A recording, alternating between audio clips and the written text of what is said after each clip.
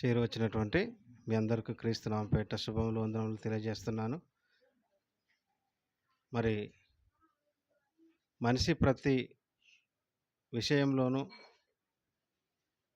ప్రతి దానిలోనూ అభివృద్ధిని కోరుకుంటున్నాడు.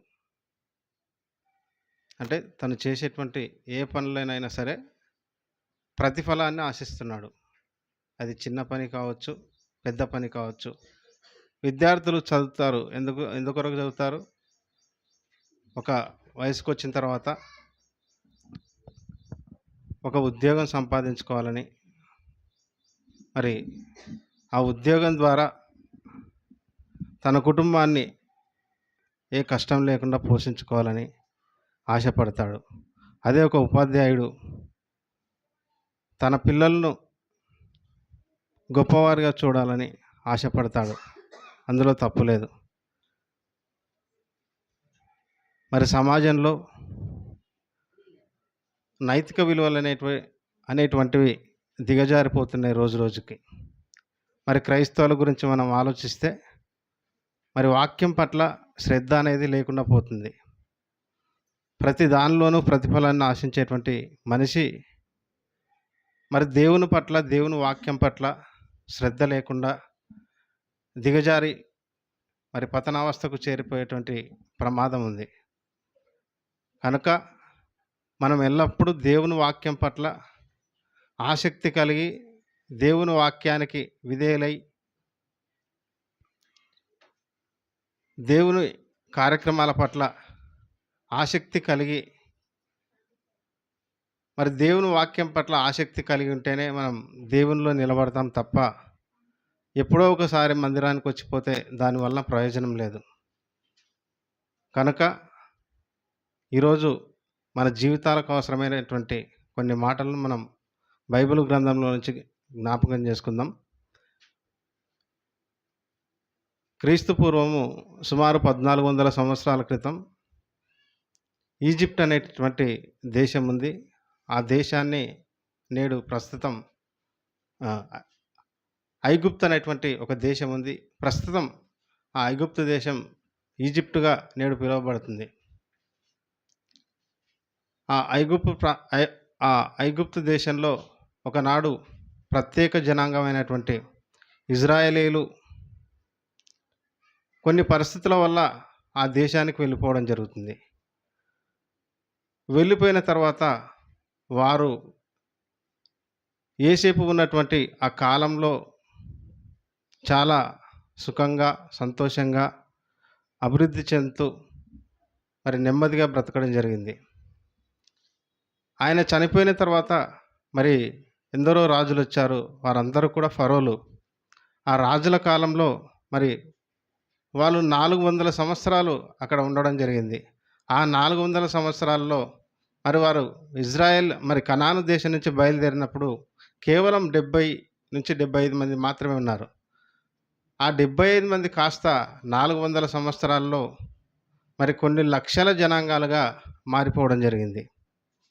మరి యోసేపు చనిపోయిన తర్వాత యోసేపు మరి ఐగుప్తు దేశానికి ఒక అధికారిగా, ఒక ప్రధానిగా, మరి ఒక ఉన్నతమైనటువంటి వ్యక్తిగా ఆ దేశానికి సేవలు చేయడం జరిగింది. ఆయన చనిపోయిన తర్వాత వారి యొక్క జనాంగమైనటువంటి ఇజ్రాయేలీలు మరి ఎన్నో కష్టాలకు వెళ్ళిపోవడం జరిగింది. అంటే ఆయన ఉన్నంత వరకు క్షేమంగా ఉన్నారు. ఆయన చనిపోయిన తర్వాత మరి ఆ జనాంగాన్ని చూసినటువంటి ఫరో రాజులు మరి వారి జనాంగంతో పోల్చుకున్నప్పుడు మరి వీరు ఈ దేశము కాదు, ఈ ప్రాంతము కాదు, మరి ఈ జాతి కాదు, మరి వీరందరూ కూడా మరి ఇన్ని లక్షల జనాంగంగా మరి అభివృద్ధి చెందుతున్నారు, జ్ఞానవంతులుగా ఉన్నారు, బలవంతులుగా ఉన్నారు. చివరికి వీరందరూ మన పైన తిరుగుబాటు చేస్తే ఏంటి మన పరిస్థితి అనేటువంటి భయం నాటి రాజుల్లో మరి ఆ ఫరో రాజుల్లో వచ్చేసింది. ఆ ఆలోచన వచ్చిందే తడవు వారిపైన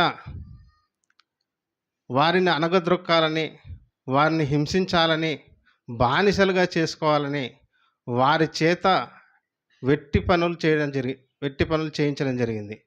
అంటే ఐగుప్తు దేశంలో ఏ పనైనా సరే మరి అది మట్టి పని కావచ్చు, మరి ఒక ఇల్లు కట్టడం కావచ్చు, ఒక పట్టణం కట్టడం కావచ్చు, చివరికి వారి యొక్క సమాధులు కట్టడం కావచ్చు, అవే పిరమిడ్స్ అంటారు. వారి యొక్క సమాధులనే ఐగుప్తు దేశంలో, ఈజిప్ట్ దేశంలో పిరమిడ్స్ అంటారు. అంటే వారిని ఎలాగైనా అణగదొక్కాలని, వారిని ఎలాగైనా బానిసలుగా చేసుకోవాలని ఒక దురుద్దేశంతో వారిపై కఠినంగా మరి ఆ యొక్క రాజులు వ్యవహరిస్తూ, వారి కష్టానికి ప్రతిఫలం కూడా ఇవ్వకుండా, వారి ఆరోగ్యాన్ని సైతం చూడకుండా వారి చేత వెట్టి పనులు చేయించడం జరిగింది. మరి మన దేశంలో మనం ఆలోచించినట్లయితే, మరి బ్రిటిషర్స్ అంటే ఆంగ్లేయులు మన దేశాన్ని సుమారుగా 200 సంవత్సరాలు పరిపాలించినారు. అంతకుముందు మొఘళ్ళు పరిపాలించినారు. అంతకుముందు ఎందరో చక్రవర్తులు, రాజులు మన దేశాన్ని పరిపాలించినారు. ఈ పరిపాలించినటువంటి ఈ కాలంలో మన యొక్క దేశ సంపదను దోచుకొని పోవడం జరిగింది. మన విలువైనటువంటి సంపదను కొల్లగొట్టి మరి వారి దేశాలకు తరలించడం జరిగింది. మరి వాటిలో ముఖ్యమైనది కోహినూర్ వజ్రం. ఈ వజ్రము మన భారతదేశంలో మాత్రమే దొరికింది. అంటే ప్రపంచం మొత్తం మీద అతి అరుదుగా దొరికినటువంటి వజ్రాలలో మరి కోహినూర్ వజ్రం చాలా విలువైనది. ఇప్పుడు ప్రస్తుతం ఎక్కడుందంటే మరి బ్రిటన్ దేశంలో ఎలిజబెత్ క్వీన్ దగ్గర ఉంది. ప్రస్తుతం ఆమె మరణించడం జరిగింది. అంటే మన యొక్క సంపదను, విలువైనటువంటి సంపదను దోచుకెళ్ళడం జరిగింది. తర్వాత కాలక్రమేణా మన స్వతంత్ర సమరయోధులు వచ్చి పోరాటాలు చేసి మరెన్నో ప్రాణాలు అర్పించి వారి యొక్క త్యాగ ఫలితంగా భారతదేశానికి నేడు స్వతంత్రం రావడం జరిగింది. 1947 ఆగస్టు 15 మనకు స్వతంత్రం వచ్చినటువంటి సంవత్సరం.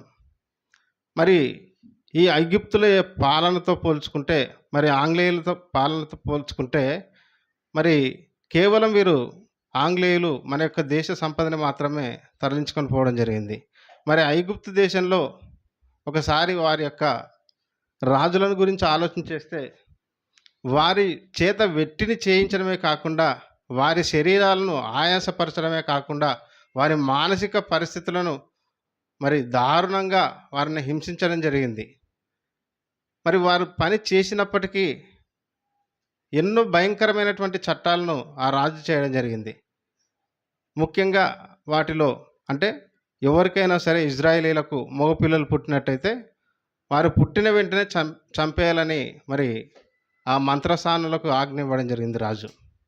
ఒకవేళ వారి మంత్రసానులు వెళ్ళకముందే వారు పుట్టినట్లయితే పుట్టినటువంటి ఆ మగపిల్లలను మరి నదిలో పారవేయడం, చంపడం చేసేటువంటి కార్యక్రమాలు ఎన్నో చేశారు.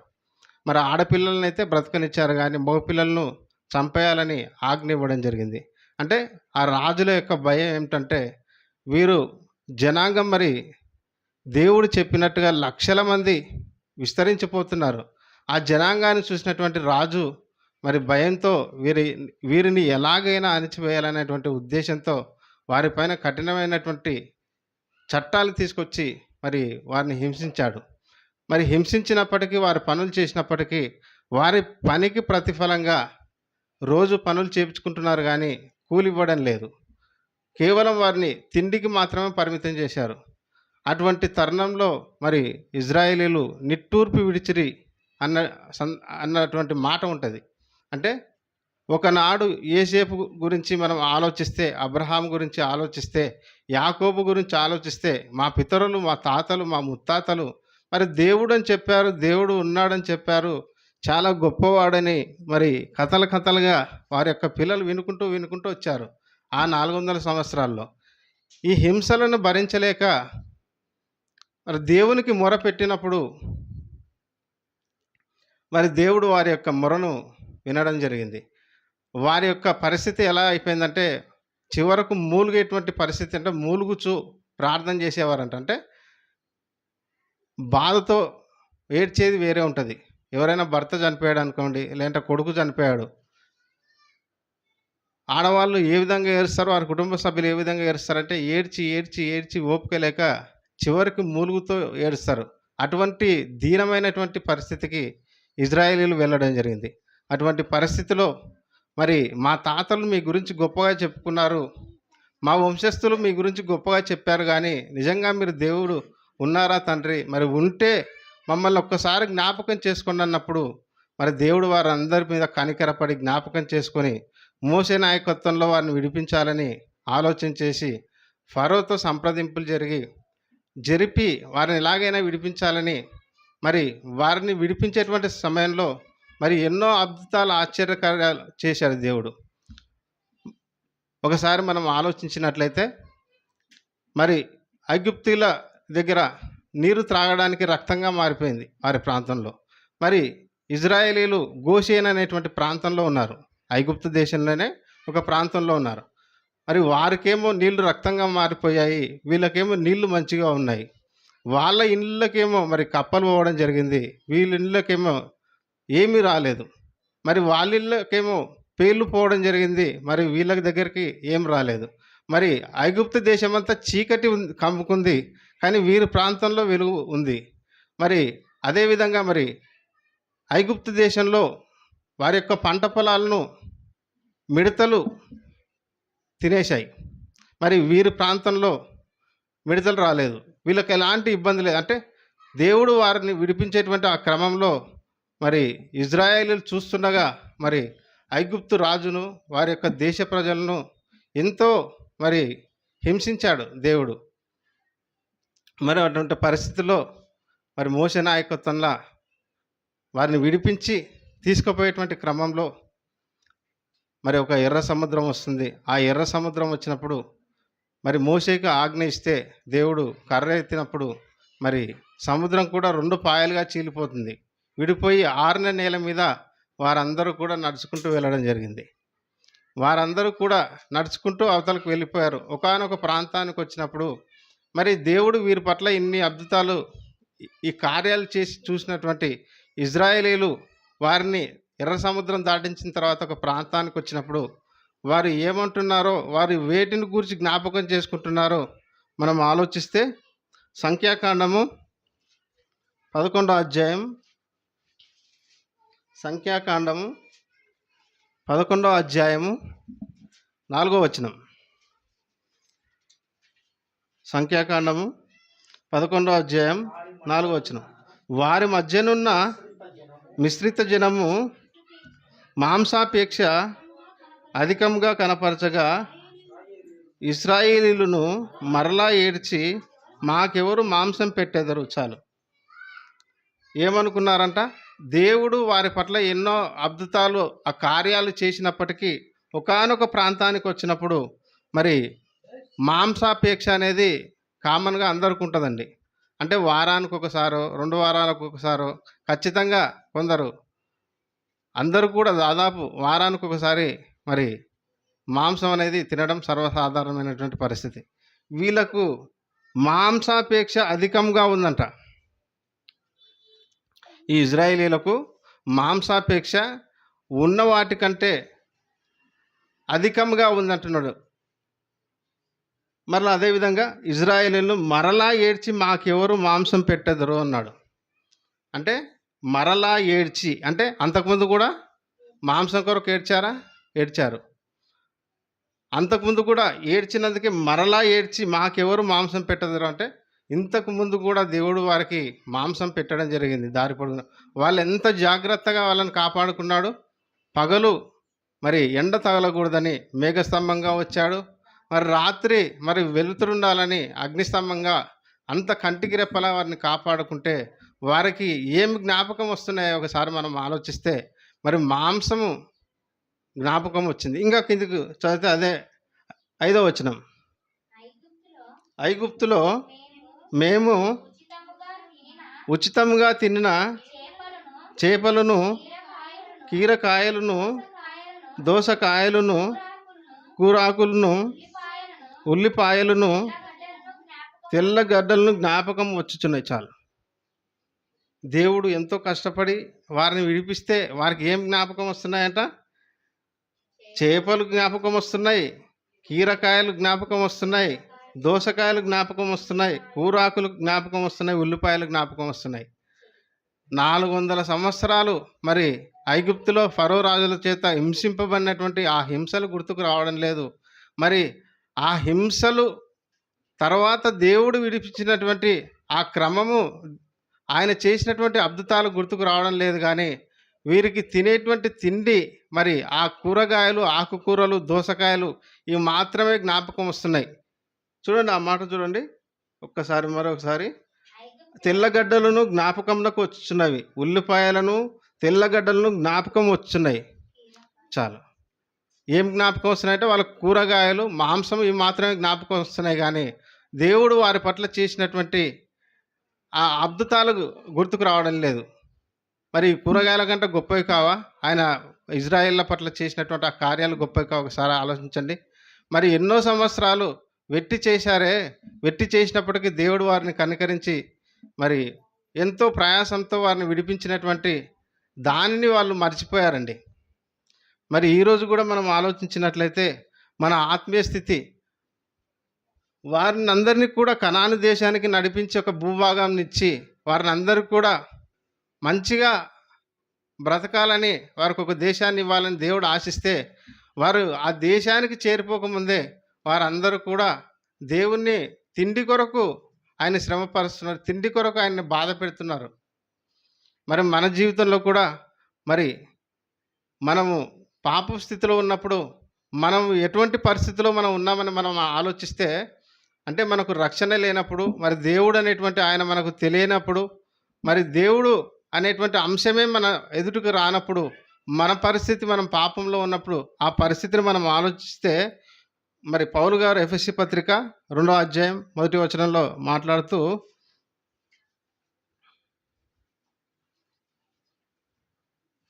ఎఫెసీ పత్రిక 2వ అధ్యాయం 1వ వచనం, మీ అపరాధముల చేతను పాపముల చేతను మీరు చచ్చిన వారై ఉండగా మిమ్మును క్రీస్తుతో కూడా బ్రతికించెను. మన పరిస్థితి ఎలాగుందంట? మన అపరాధముల చేత, మన పాపముల చేత చనిపోయాం. మరి ఇజ్రాయేలీల గురించి ఆలోచిస్తే వారి యొక్క పరిస్థితి ఎలా ఉంది? వారు దేవుడు విడిపిస్తే వారు కనాను దేశానికి చేరిపోకముందే దేవుణ్ణి ఎంతో మరి తిండి కొరకు దేవుణ్ణి ఇబ్బంది పెట్టేటువంటి పరిస్థితిలో వారు ఉన్నారు.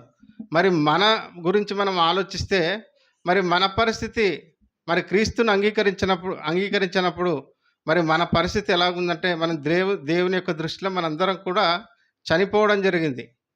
చనిపోవడం అంటే శారీరకంగా చనిపోవడం కాదు, ఆత్మీయంగా మన ఆలోచనల పరంగా మనం అందరం కూడా ఎప్పుడో దేవునికి దూరం అయిపోయాము. మనం ఎప్పుడో దేవుని దృష్టిలో చచ్చిపోయాం. అలాంటి పరిస్థితిలో మరి క్రీస్తును మరి ఈ లోకానికి పంపించి మన కొరకు తన కుమారుణ్ణి చంపుకున్నాడు. మనల్ని బ్రతికించడానికి ఆయన్ని చంపేశాడు. మనల్ని కాపాడుకోవడానికి ఆయన్ని బలిగా ఈ లోకానికి అర్పించాడు. మరి దేవుడు మనల్ని కాపాడుకుంటే మరి దేవునికి మనం కృతజ్ఞతలుగా మరి ఉన్నామా లేదా అని మనం ఒకసారి ఆలోచిస్తే, నిజంగా మన జీవితంలో దేవునికి కృతజ్ఞతలుగా మనం లేమండి. మన జీవితంలో మనం ఏం ఆలోచించుకోవాలంటే, ప్రతి రోజు కూడా క్రీస్తు చేసినటువంటి ఆ త్యాగాన్ని మనం జ్ఞాపకం ఉంచుకోవాలి. కానీ మనకు ఆ జ్ఞాపకం మరి రాదనేటువంటి ఉద్దేశంతో దేవుడు మరి 1 కొరింథీ పత్రిక 11వ అధ్యాయం 23, 25 వచనాల్లో మనం ప్రతి వారం కూడా బల్లారాధన తీసుకోవడం జరుగుతుంది. అంటే మనం మర్చిపోతామనేటువంటి ఉద్దేశంతో ప్రభువు మరి ఆయన చనిపోయేటువంటి ఆ క్రమంలో మనకు ఒక బల్లను ఏర్పాటు చేయడం జరిగింది. ఆ 2 వచనాల్లో మనం జ్ఞాపకం చేసుకుంటే, యేసు తాను అప్పగింపబడిన రాత్రి ఒక రొట్టెను ఎత్తుకొని కృతజ్ఞతాస్తుతులు చెల్లించి దాన్ని విరిచి, ఇది మీ కొరకైన నా శరీరము, నన్ను జ్ఞాపకం చేసుకుంటకై దీన్ని చేయడం చెప్పాను. ఎవరిని జ్ఞాపకం చేసుకోవాలంటే మొట్టమొదటిగా క్రీస్తును జ్ఞాపకం చేసుకోవాలి. ఎందుకు జ్ఞాపకం చేసుకోవాలంటే, ఆ క్రమాన్ని పెట్టకపోతే క్రీస్తును మర్చిపోయేటువంటి ప్రమాదం ఉంది. మరి అదేవిధంగా మరి ద్రాక్షారసం తీసుకునేటప్పుడు కూడా 25వ వచనంలో కూడా అంటాడు, 25వ వచనం, ఆ ప్రకారమే భోజనమైన పిమ్మట ఆయన పాత్రని ఎత్తుకొని, ఈ పాత్ర నా రక్తం వలనైన క్రొత్త నిబంధన, మీరు దీనిలోంది త్రాగునప్పుడల్లా నన్ను జ్ఞాపకం చేసుకుంటకే దీన్ని చేయడం చెప్పాను. ఈ 2 సందర్భాల్లో దేవుడు మరి క్రీస్తుని జ్ఞాపకం చేసుకోవాలని ఆయన మన ఎదుట మరి బల్లారాధన పెట్టడం జరిగింది. అంటే మీరందరూ కూడా మర్చిపోతారనే ఉద్దేశంతో నన్ను జ్ఞాపకం చేసుకుంటకే అంటున్నాడు. ఒకసారి మన జీవితం గురించి మనం ఆలోచిస్తే, మరి కరోనా సమయంలో ప్రపంచవ్యాప్తంగా సుమారుగా 70 లక్షల మంది చనిపోయారు. మన భారతదేశంలో 5 లక్షల మంది చనిపోవడం జరిగింది. ప్రపంచవ్యాప్తంగా 7,50,00,000 మంది కరోనా బారిన పడినారు. అందులో అనారోగ్యాన్ని కోల్పోయినారు కొంతమంది, అందులో ధనాన్ని కోల్పోయిన వారు, మరి కొందరు ప్రాణాలను విడిచిపెట్టినటువంటి వారు. అంటే మనకంటే ఎంతో ఉన్నత స్థితిలో వాళ్ళు ఉన్నారు. మనకంటే ధనికులు చనిపోయారు, మనకంటే అందంగా ఉన్నటువంటి వారు చనిపోయారు, మనకంటే ఎంతో విద్యలో ముందంజగా ఉండేటువంటి ఎంతోమంది చనిపోయారు, మనకంటే భూస్వాములు చనిపోయారు. ఎంతోమంది చనిపోయినప్పటికీ దేవుడు మనల్ని ప్రేమించి ఈరోజు సంఘంలో నిలబెట్టాడంటే దానికి కారణం దేవుడు కాదంటారా చెప్పండి? ఈ ప్రపంచంలో అన్నిటికంటే విలువైనటువంటిది ఏదంటే మన ప్రాణం మాత్రమే. మన ప్రాణం యొక్క విలువ ఎంతంటే, ఒక డాక్టర్ గారు నీ దగ్గరకు వచ్చి ఈరోజు నువ్వు చనిపోతావు ట్రీట్మెంట్ తీసుకోకపోతే అంటే మనం ఏం చేస్తామంటే, మనం ఉన్నటువంటి భూములను అమ్మేస్తాం, డబ్బులు తీసుకొస్తాం, మన ఇల్లును అమ్మేస్తాం, డబ్బులు తీసుకొస్తాం, అవసరమైతే బయట 10 లక్షల రూపాయలు అప్పు తెచ్చుకుంటాం. అంటే మన ప్రాణాన్ని నిలబెట్టుకోవడానికి దేనికైనా మన ఆస్తి మొత్తాన్ని కూడా ధారపోస్తాం.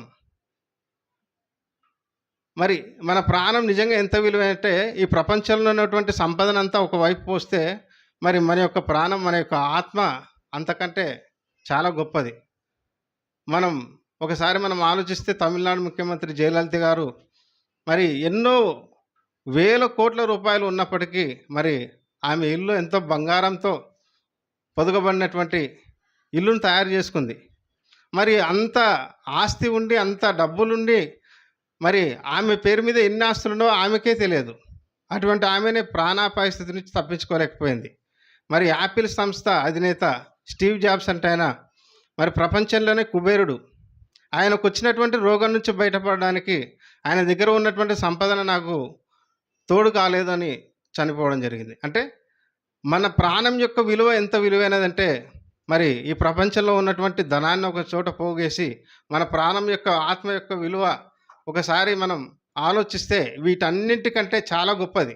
అందుకే దేవుడు ఒక ఆత్మ నరకానికి వెళ్ళిపోతే చాలా బాధపడతాడు. అంటే ఈ సృష్టి అంతటికంటే కూడా మనిషి యొక్క దేవుడు పంచినటువంటి ఆత్మ చాలా గొప్పది. మరి దేవుడు మన జీవితంలో చేసినటువంటి ఆ మేళ్ళు మొట్టమొదటిగా క్రీస్తు యొక్క ప్రాణత్యాగాన్ని మనం జ్ఞాపకం చేసుకోవాలి. అదేవిధంగా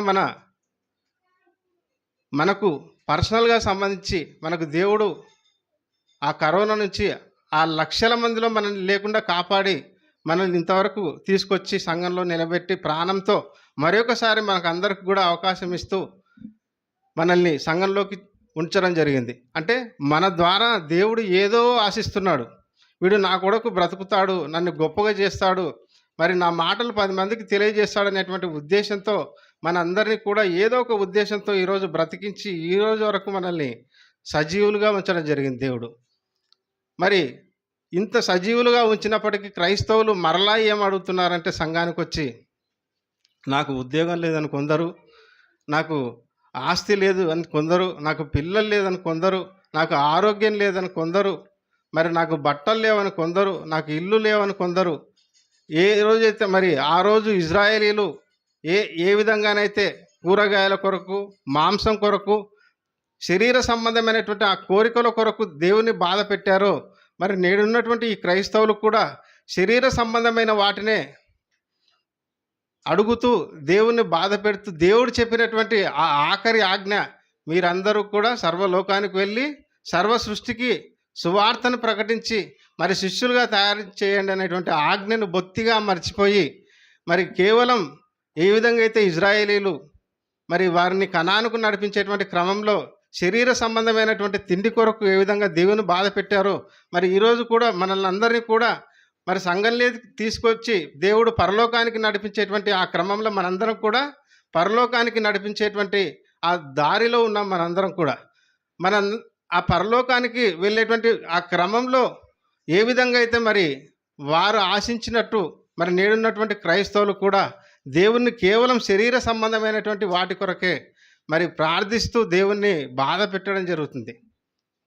ఒక విషయాన్ని మనం జ్ఞాపకం చేసుకుంటే, మరి మనం దేవుని పట్ల భక్తిగా ఉండి దేవుని యొక్క కార్యక్రమాల్లో ఉండి దేవుని పనులు చేస్తే మరి దేవునికి తెలియదా నీకు తిండి లేదని, దేవునికి తెలియదా మనకు వస్త్రం లేదని, మరి దేవునికి తెలియదా నా పిల్లలకు ఒక చిన్న ఉండడానికి ఒక ఇల్లు లేదని దేవునికి తెలియదా?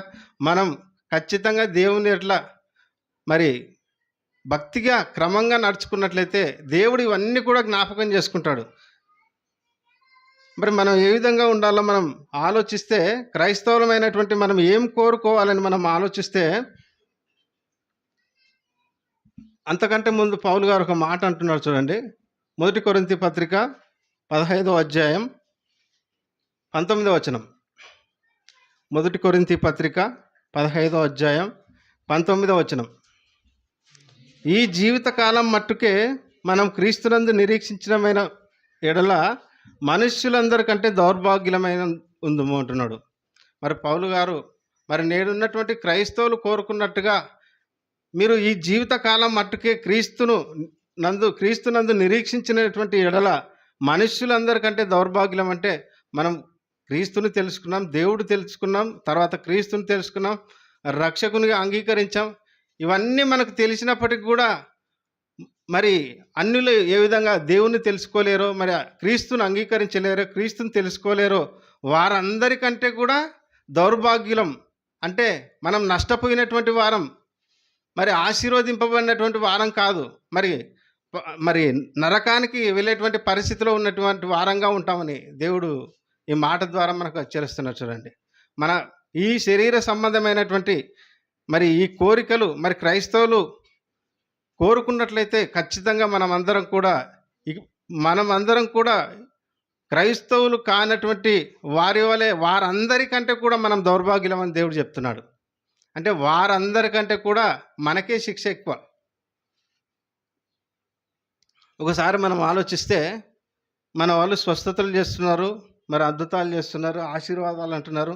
ఒకసారి కొత్త నిబంధన అంతటిని ఒకసారి మనం జ్ఞాపకం చేసుకుంటే, యేసుక్రీస్తు వారు ఎక్కడైనా స్వస్థతలు చేశారు, మరి అద్భుతాలు చేసిండొచ్చు, కానీ ఎవరికైనా మరి ఆశీర్వాదం ఇచ్చి నీకు ఆస్తులు కలుస్తాయి, భూములు కలుస్తాయని ఎవరికైనా చెప్పాడా? ఒకసారి ఆలోచించండి. ఎక్కడ కొత్త నిబంధన మొత్తం వెతికినా కూడా ఎవరిని ఆశీర్వదించినట్టుగా అంటే ఈ భూ సంబంధమైనటువంటి వాటి కొరకు ఆశీర్వదించినట్టుగా యేసుక్రీస్తు వారు ఎక్కడ కూడా చెప్పలేదు.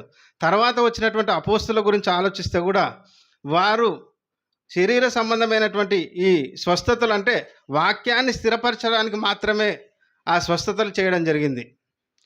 మరి నేడున్నటువంటి మన బోధకులు స్వస్థతలు ఉన్నాయని చెప్తున్నారు, మరి అద్భుతాలు చేస్తున్నామని చెప్తున్నారు, మరి అదేవిధంగా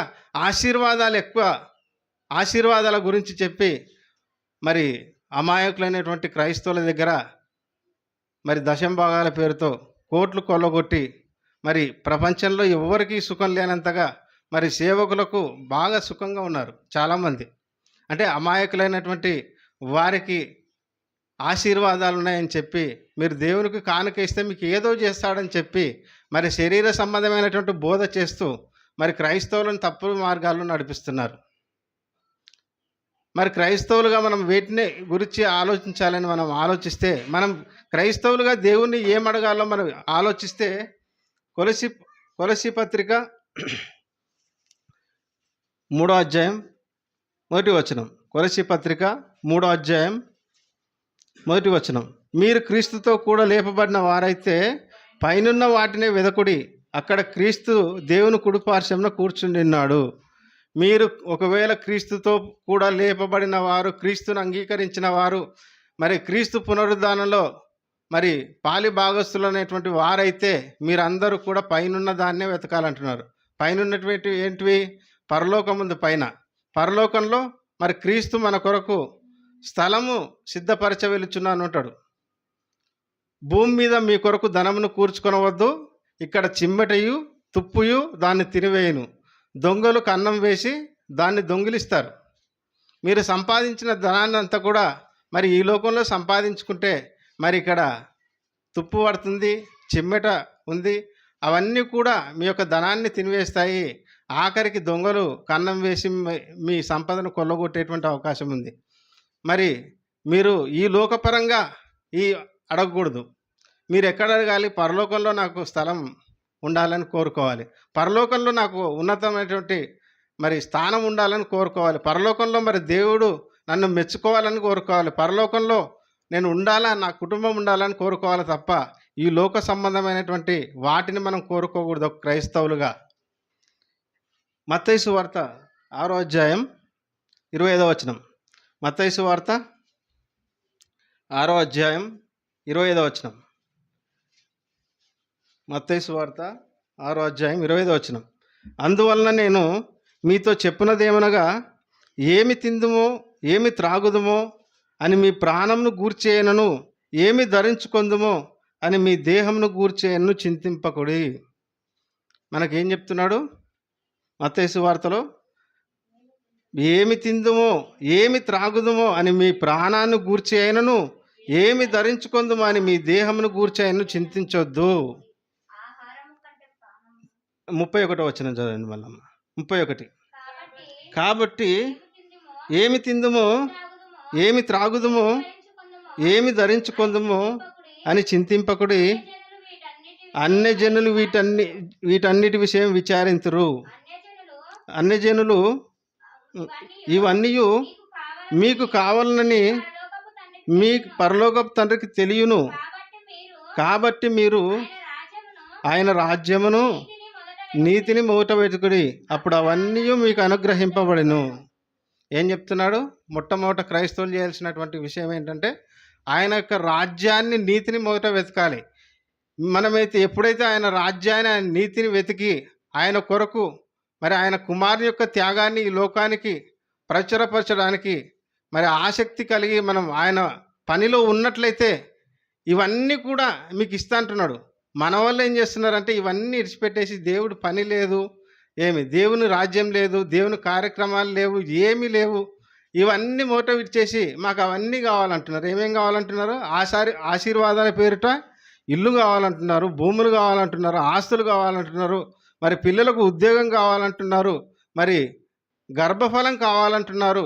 ఇవన్నీ అంటే దేవుడు చెప్పిన దానిని విడిచిపెట్టి మరలా వెనక్కి వెళ్ళిపోయి మరలా మాకు అవన్నీ అంటున్నారు. ఇవన్నీ మరి నీ రాజ్యము వద్దు, మరి నీ రాజ్యము వద్దు, మరి నీ నీతి వద్దు అని చెప్తూ మరి వీటి కొరకు మనం ప్రయాసపడకుండా క్రైస్తవులు మరి ఆశీర్వాదాలు కావాలని కోరుకుంటున్నారు. ఇది ఎంతవరకు న్యాయం? ఒకసారి మనం ఆలోచించాలి. దేవుని యొక్క రాజ్యాన్ని, నీతిని మనం వెతికినట్లయితే దేవుడు చెప్పకుండానే, దేవుడు మీరు అడగకుండానే అవన్నీ మీ పరలోకపు తండ్రికి తెలుసు అని దేవుడే చెప్తున్నాడు. మీకు ఏదైతే కావాలనో అవన్నీ నాకు తెలుసు, నాకు తెలుసు కాబట్టే మీరు మొట్టమొదట చేయాల్సినటువంటి పని ఏంటంటే నా రాజ్యం కొరకు, నా నీతి కొరకు, నా రాజ్య స్థాపన కొరకు మరి ఒక పాపిని రక్షించే పనిలో ఉండాలని దేవుడు కోరుకుంటే దీన్ని క్రైస్తవులు విడిచిపెట్టేసి మరలా ఆశీర్వాదాలు అడుగుతున్నారు. ఒకసారి ఎంతవరకు న్యాయం మనం ఆలోచించాలి. ఏ విధంగా అయితే మరి ఇజ్రాయేలీలు శరీర సంబంధమైనటువంటి మరి ఆహారం కొరకు ఎంత ప్రయాసపడ్డారో మరి క్రైస్తవులైనటువంటి వారు ఈ శరీర సంబంధమైనటువంటి క్రియల కొరకు ప్రయాసపడుతూ దేవుణ్ణి మరి బాధ పెట్టేటువంటి పరిస్థితుల్లో మరి నేడున్నటువంటి క్రైస్తవం కూడా ఉంది. మరి దేవుడు మరి ఇజ్రాయేలీలకు ఆ శరీర సంబంధమైనటువంటి కోరికలు అడిగినప్పుడు వారందరినీ కూడా ఆ అరణ్యంలోనే చంపేశాడు. మరి కనాను దేశానికి మరి యెహోషువ, కాలేబ్ మాత్రమే వెళ్ళిపోయారు. అంటే వాగ్దానం చేసినప్పటికీ ఎవరున్నారు? యెహోషువ ఉన్నాడు, మోషే ఉన్నాడు, కాలేబ్ ఉన్నాడు, మరి మిగతా ఇజ్రాయిల్ జనాంగం అంతా ఉంది. ఈ 40 సంవత్సరాలు వచ్చేసరికి వీరిద్దరే మరి కనాను దేశానికి వచ్చారు. అక్కడ ఉన్నటువంటి ఆ ఇజ్రాయేల్ సంతానం అంతా 40 సంవత్సరాలు అరణ్యంలో సంహరింపబడి వారి యొక్క పిల్లలు కనాను దేశానికి రావడం జరిగింది. ఎవరు చూశారంటే యెహోషువ, కాలేబ్ మాత్రమే మరి కనాను దేశాన్ని చూడడం జరిగింది. మరి దేవుణ్ణి హింసిస్తే మరి వారికి ఏ విధంగా అయితే శిక్ష చేసిండో, మరి యేసుక్రీస్తు కొరకు మరి ఆయన యొక్క త్యాగాన్ని ఈ లోకానికి ప్రచురపరచకుండా మరి నేటి క్రైస్తవులు మరి శరీర సంబంధమైనటువంటి ఈ ఆశీర్వాదాలకు ప్రాకులాడితే ప్రయాసపడితే మనల్ని కూడా మరి ఇజ్రాయేలును ఏ విధంగా అయితే మరి అరణ్యంలో చంపేశాడో, వారి పరలోకానికి రానివ్వలేదో, మరి క్రైస్తవులను కూడా మరి ఈ శరీర సంబంధమైనటువంటి వాటి కొరకు ప్రయాసపడితే మనకు కూడా అదే పరిస్థితి, మనం కూడా నరకానికి వెళ్ళిపోయేటువంటి ప్రమాదం ఉంది. అందుకే ఒక మాటను చూడండి. 1 కొరింథీ పత్రిక 10వ అధ్యాయం 5వ వచనం. 1 కొరింథీ పత్రిక 10వ అధ్యాయం 5వ వచనం. అయితే వారిలో ఎక్కువ మంది దేవునికి ఇష్టలుగా ఉండకపోయారు గనుక అరణ్యంలో సంహరింపబడిరి. మరి దేవునికి వారు ఇష్టం లేనటువంటి వారు మరి కళ్ళ ముందు ఎన్నో అద్భుతాలు చూశారు, మరి ఎర్ర సముద్రం పాయలు కావడం చూశారు, మరి ఐగుప్తు దేశంలో మరి 10 తెగుళ్ళు రావడం చూశారు, మరి వారికి ఏ హాని జరగకుండా ఉన్నటువంటిది పరిస్థితిని వాళ్ళు చూశారు. అయినప్పటికీ అవన్నీ కూడా మర్చిపోయారు. ఏవైతే జ్ఞాపకం ఉంచుకోవాలో అవన్నీ కూడా మర్చిపోయి, ఏవైతే జ్ఞాపకం ఉంచుకోకూడదో, జ్ఞాపకం రాకూడదో మళ్ళీ అవన్నీ జ్ఞాపకం చేసుకున్నారు. అంటే వారు కేవలం శరీర సంబంధమైన తిండి కొరకు ప్రయాసపడ్డారు తప్ప దేవుడు నడిపించేటువంటి ఆ కనాని దేశానికి రావడానికి ఇష్టపడలేదు. అదేవిధంగా క్రైస్తవులు కూడా మరి దేవుడు పరలోకానికి నడిపిస్తా, మరి నా కొరకు బ్రతకండి, నేను చెప్పిన ప్రకారం వాక్యం ప్రకారం ఆలోచించండి అని చెప్తే వీరు కూడా మరి దేవుని వాక్య ప్రకారంగా నడుచుకోకుండా బోధకులు చెప్పింది అది ఎంతవరకు వాస్తవమో కాదో అని ఆలోచించకుండా వారు చెప్పిందే కరెక్ట్ అన్నట్టుగా మరి వారి మాయ బోధల్లో ఉండి ఎంతోమంది క్రైస్తవులు నరకానికి వెళ్ళిపోయేటువంటి పరిస్థితి, ప్రమాదం నేటి క్రైస్తవ్యానికి పొంచి ఉంది.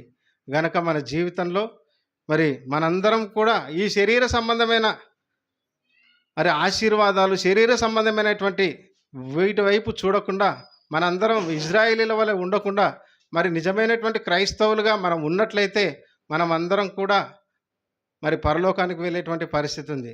మరి ఆ క్రీస్తు యొక్క ప్రేమను మరి మన హృదయాల్లో ఉంచుకున్నట్లయితే, మరి ఆయన త్యాగాన్ని జ్ఞాపకం చేసుకున్నట్లయితే ఎవ్వరితో కూడా గొడవపడము, ఎవరి దగ్గర మరి కక్షలు పెట్టుకోము, అందరి పట్ల ప్రేమ కలిగి ఉంటాం. ఎవరు ఎన్ని తప్పులు చేసినా మరి క్షమించుకుంటూనే వెళ్ళిపోతాం.